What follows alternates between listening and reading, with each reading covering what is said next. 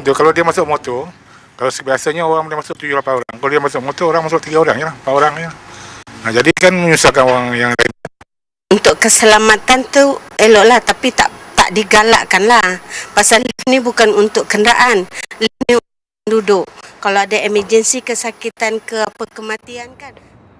Itu dia. Nampak macam macam kenal je semua pelakon tu.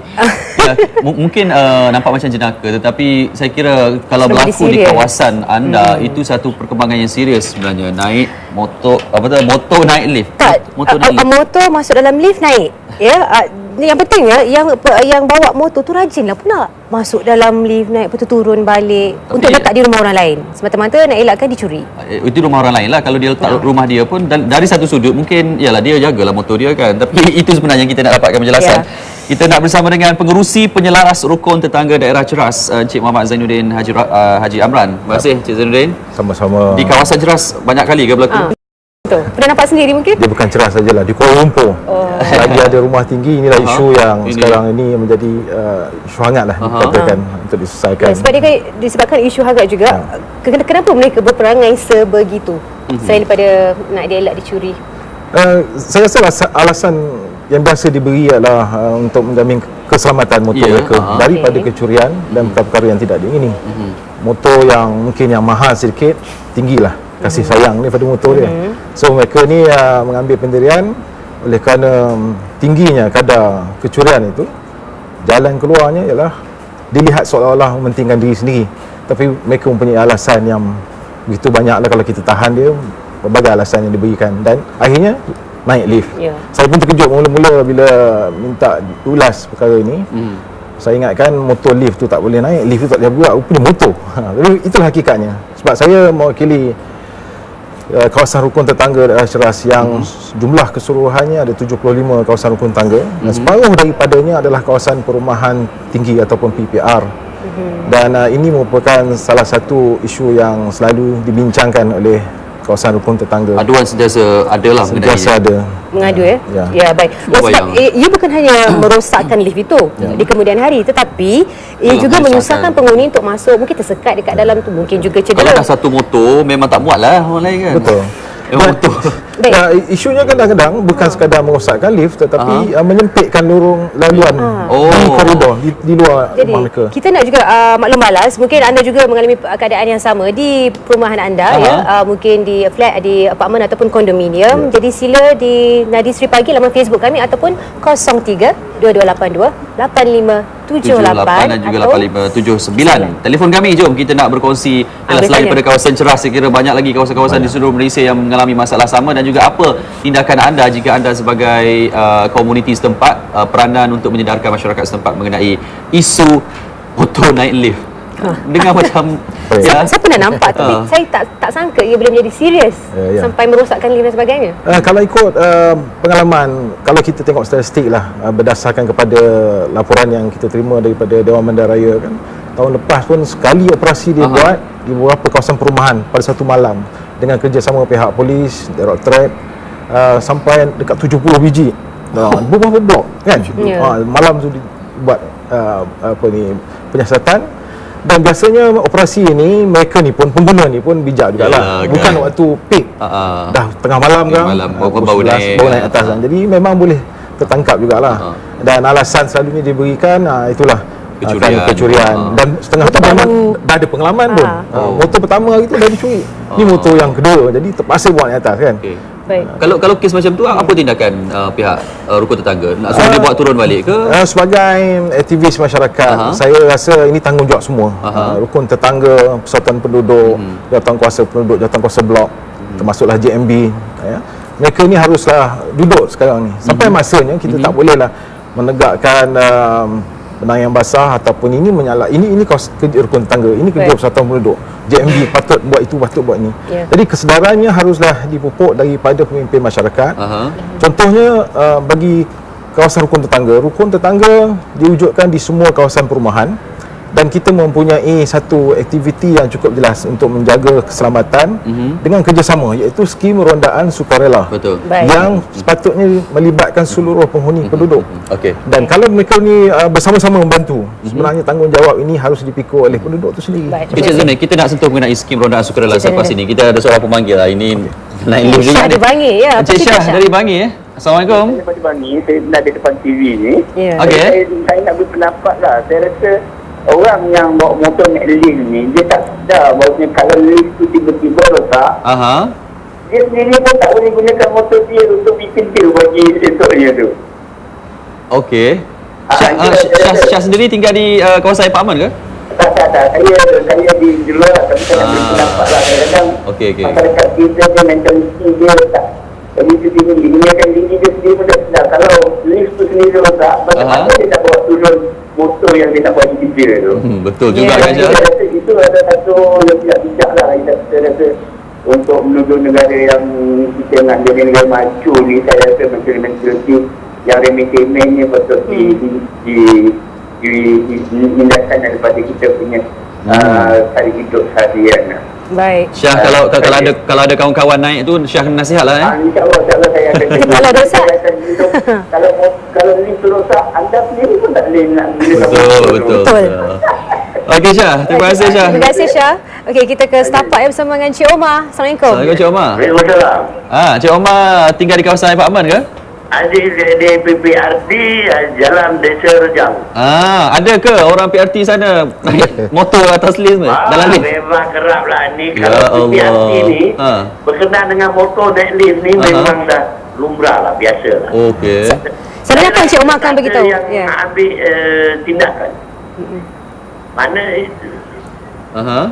Bermakna ni lift ni kegunaan orang ramai. Betul. Takkanlah motor nak naik lift. Yang terjadi ni semua kebanyakan kondo tidak, apartmen tidak. Yang kebanyakan jadi naik lift ni adalah PPRT. Betul. Jadi Macam-macam lah lift ni, diorang kencingkan dalam lah. Patutnya kita ni kena jaga. Ya. betul. Tak lama. Ayah. Bila tak ada lift rosak, orang nak komplain. Cik Syah sendirilah, Cik Syah. Cik Omar. Cik Omar. Kalau Cik Omar jumpalah mungkin remaja-remaja yang buat naik lift ni, apa Cik Omar beritahu dia? Orang ni kan maklumlah orang muda-muda. Kalau kita bercakap sekarang, ada yang setuju, ada yang mak bapak dia pula yang tak tahu. Dia mengadu kat mak ayah dia pula. Dah kita akan bergaduh pula dengan dia. Renggang pula hubungan keluarga. Renggang pula hubungan keluarga kan. Jadi kita nak macam mana kita nak memecah masalah ni. Memang saya nampak rap lah motosikal ni naik lift. Okey, baik. Terima kasih Cik Omar. Okey. Tapi saya rasa tak salah kalau kita menegur, sebab kita penghuni, kita juga pemilik kepada lift itu, kita kongsi bersama. Saya nak kongsi pengalaman rakan-rakan kepimpinan rukun tetangga maupun persatuan penduduk. Mereka ini juga menerima ancaman. Seperti mana Encik Omar katakan tadi tu. Saya tidak nafikan ada laporan polis dibuat, kereta mereka di-vandalize kan, contohnya ditabur asid, dicat, diconteng kerana teguran tersebut. Dan ianya merupakan cabaran dan akhirnya sikap tak ambil tahu tu timbullah dalam masyarakat. Lepas tu persatuan, antara persatuan tidak koordinat, tak bersama. Dan sebenarnya pihak DBKL pun dah mengambil segala inisiatif. Malah Akta Perumahan juga memperuntukkan dia ada denda sehingga RM2,000. Malah mereka ini boleh diberikan peringatan atau terus terminate. Sebab dalam kontrak, dalam perjanjian menyewa rumah awam ini, mereka sepatutnya tidak melakukan perkara-perkara yang sedemikian. Ya, kerana ayat Bukan boleh diambil sampai ke tahap tu. Ya, sampai tahap tu. Dan banyak kes mereka ni dibatalkan dan nanti keluar dari rumah. macam kes-kes sebelum ni Syaril dengan Cik Zainuddin sebab pihak DBKL pun macam Cik Zainuddin beritahu tadi telah menempatkan penguat kuasa mengawal kawasan perumahan DBKL. Macam di bulan Februari di Raya Permai Sungai Besi tingkat 14 dan juga lift rosak dan penghuni tersekat dalam lift kerana membawa masuk lembu di Butterworth. Betul. Binatang ternakan pun ada Cik Zainuddin. Saya dengar bukan sekadar tu, ada flat yang macam Cik Omar katakan tadi, kita tidaklah nak categorize orang pendapatan sederhana ataupun rendah kan, kondominium mungkin okey sikit kan. belayam pun ada sebenarnya. Saya dengar cerita belayam, belah kucing biasalah, kan. Tapi inilah hakikat dia. Yang kes lembu tu di Penang, saya dapat tahu itu musim korban kan. Lembu nak turun ke bawah, sekarang hilang kan. Hilang pula. Buat naik lembu naik masuk dalam. So kita back kepada kita punya sembang tadi. Tapi itulah kalau kita nak kata sebenarnya pihak rukun tetangga pun sensitif mengenai perkara ini. Kalau biasanya orang nak pindah rumah dibenarkan almari yang berat-berat sebab itu keperluan. Tapi kalau sampai satu tahap melanggar menyusahkan orang, itu memang tak perlulah. Memang tak patutlah. Dan isu ini dibincang dan kita di kawasan rukun tetangga, kita mempunyai satu lagi core business yang hendak diketengahkan. Saya ambil kesempatan di sini, kita mempunyai barisan mediator community. Mereka ni telah diberi latihan dan ditauliahkan. Mereka ni duduk dalam setiap komuniti dan ada pelantikan dibuat, dan mereka ni boleh berperanan sebenarnya membantu masyarakat sekiranya ada konflik lanjutan daripada isu-isu yang sedemikian. Sebab isu motor ni alasan yang diberi, mereka menyalahkan pihak pengurusan dan persatuan. Sebab bukan sekadar motor yang hilang, tetapi saya dipahamkan tayar pun dibuka. Kalau dah ada kunci, tayar dia ambil, seat, lampu, spare part yang boleh mereka manfaatkan, mereka ambil. Dan akhirnya tertinggal motor tu duduk tanpa tayar. Tertinggal kerja. Sebab itulah yalah. Dari satu sudut kita tak nak salahkan jugalah sebenarnya, sebab mereka dah mengalami. Kita tak mengalami, tak tahu kan. Orang yang pernah kehilangan motor di bawah sana, dia akan buat apa-apa sebenarnya. Tapi ada juga yang mengambil inisiatif untuk meletakkan motor di dalam rumah. Baik, kita tanya pemanggil seterusnya. Kita akan panggil. Assalamualaikum. Siapa di talian Hello, Assalamualaikum. Waalaikumsalam. Siapa di talian Mokhtar Samad daripada Desa Nur Razak. Oh, Encik Mokhtar Samad. Hari ni nak kongsi pengalaman ke macam mana ni? Aduan ke? Saya nak kongsi pengalaman lah. Okey. Dia masalahnya penghuni ni bawa motor naik ke rumah dia kat atas kan, lift ni menjejaskan kelancaran lift. Tapi yang sebenarnya pihak kuasa Dewan khususnya Dewan Bandaraya, itu satu sudut lah. PPRT itu mereka membuat peraturan tapi dia tidak melaksanakan peraturan itu daripada awal. Okey. Bukan sahaja lift, dari segi penjaga berselera, gerai dia dah buat, kedai dia dah buat, tapi orang buat penjaga gerai dulu. Lepas tu kedai dia tutup, tak foto semua baru dia nak kuasakan. Betul. Tapi dalam masalah menyewa rumah PPRT ni, tentulah mereka yang berpendapatan rendah dan mereka yang berpendapatan rendah dianggap sewa, diberi keistimewaan menyewa rumah ni dengan harga yang sangat bersabar. Betul. Tetapi bukan masalah motor je. Masalah kereta, masalah penduduk yang duduk sana, mereka yang ada kereta pun masalah. Nak keluar, nak tolak kereta dan sebagainya. Kerajaan mesti melihat selara menyuruh. Betul. Untuk mendidik mereka yang duduk di rumah paksa ni, tentulah daripada rakan-rakan yang mempunyai daya pemikiran yang agak kurang sikit, maksud cakap. Kalau mereka mempunyai pemikiran yang hebat, mengikut saluran, dan mereka pun tak duduk situ, dan mereka cepat keluar. Tapi mereka duduk situ lama dan tidak ada satu pendekatan baru. Peraturan baru dan menggunakan rukun tetangga dan sebagainya. Rukun tetangga pun dipilih naklah dipilih di kalangan mereka yang agak lebih sekedik sikit kepada penduduk. Itu pandang saya kata punca daripada penyelarasan peraturan rukun tetangga itu sendiri. Kalau kita punya motor pun baru dinas itulah kenderaan kita yang hebat sekali. Yalah. Nak tidur pun tak boleh, takut kena curi. Tetapi bolehlah kan letakkan pengawal keselamatan. Tak banyak belanja. Ya, betul. Dari sudut penyelarasan tu penting. Dua shift kerja, baru 2,000. Baik, terima kasih. Jadi ini boleh menyenangkan mereka yang punya lift itu pandangan saya. Terima kasih Cik Mokhtar. Terima kasih kami terima pengalaman yang telah pun dikongsi. Banyak isunya, satu mengenai ialah penguatkuasaan pengurusan. Satu lagi mungkin ada solusinya sebenarnya, letakkan pegawai keselamatan untuk memantau. Ada semua kawasan saya setuju. Penguatkuasaan, saya bukan nak menyokong Cik Mokhtar tadi tu tentang penguatkuasaan di PPR. Sebenarnya semua aspek pun lah kan? Kita dikenali sebagai seolah-olah connotation dia kan, sebab Malaysia boleh tu semua boleh kan? Di PPR yang disebutkan tadi tu, saya rasa memang perlu disentuh sedikit soal penjaja dan juga pengurusan. Setiap pejabat mempunyai pejabat pengurusan di BKL, tetapi penguatkuasa tidak memantau sepenuh masa. Khususnya kes motosikal naik lift ni kan, mereka tidak mampulah untuk tunggu daripada waktu tertentu sehinggalah lewat malam ataupun awal pagi. tanggungjawab penduduk. Tetapi pada masa yang sama, sekiranya tindakan tegas itu dibuat, seperti mana yang nyatakan tadi, tak ada lagi amaran, terus ambil tindakan. Dia akan memberi pengajaran kepada semua pihak dalam hal ini. Baik. Lepas tu saya juga nak kongsi tentang yang dicadangkan tadi. Bila kita bercakap tentang kos rendah, Ya. bukanlah mudah kita nak mengambil yuran untuk pengurusan. Macam banyak kes perumahan swasta yang mempunyai perumahan bertingkat, mereka ada JMB. JMB ni nak minta yuran, nak buat security guard macam mana yang Macam maintenance. Maintenance. Okey. Tak ramai bayar maintenance. Bayar Itu yang maintenance. masalah. Jadi security pun dia duduk kat pondok, dia pun tidak meronda kawasan.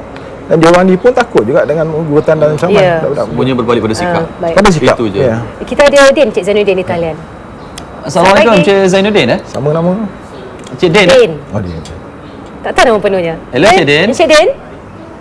Selamat pagi. Hello Cik Din.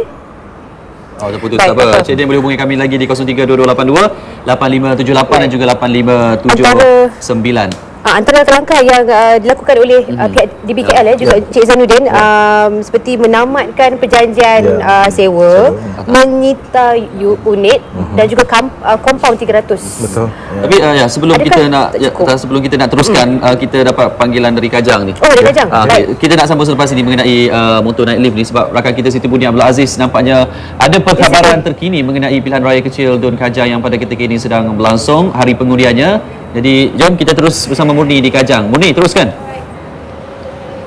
Macam tu. Fazli, dia sebenarnya komuniti bermotosikal ni juga penting. Bagi nasihat macam tu jangan pula bawa balik apartmen PPRT nanti naik lift juga kan. Itu penting. Fazli, nasihat kawan-kawan yang bermotor tu saya kira geng-geng mereka semua bermotivasi. Betul-betul besar tu, betul mewah kan. Baiklah, besar kalau pun muat.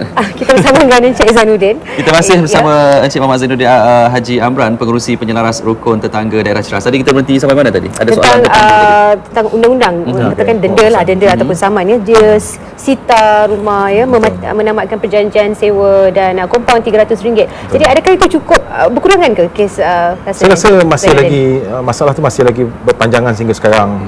Dan sampai masanya saya rasa penerangan ataupun makluman mesti diberikan walaupun mereka ni tahu. Contohnya disiapkan stiker besar dalam lift supaya orang nampak, macam stiker no smoking tu juga kan, besar letak, jadi semua orang pun nampak. Yang nak bawa motor tu pun kalau ada orang lain mengiringi lift tu akan tidak secara langsung beri kesedaran.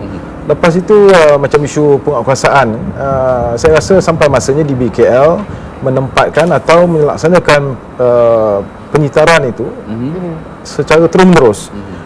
Dan pegawai yang menjalankan penguatkuasaan itu saya cadangkan tidak beruniform, bukan tidak berpakaian, tidak beruniform, pakaian biasa dan terus tangkap. Sebab kalau kehadiran direktorat ni di situ, mereka mungkin tak naik waktu itu. Setelah 1 jam, 2 jam, mereka pun bawa naik juga. Jadi boleh dibuat rondaan setiap malam. Unit ni bergerak. Dan penyitaran terus klaim tak perlu lagi bawa segera, tetapi boleh simpan, lori angkat kemudian.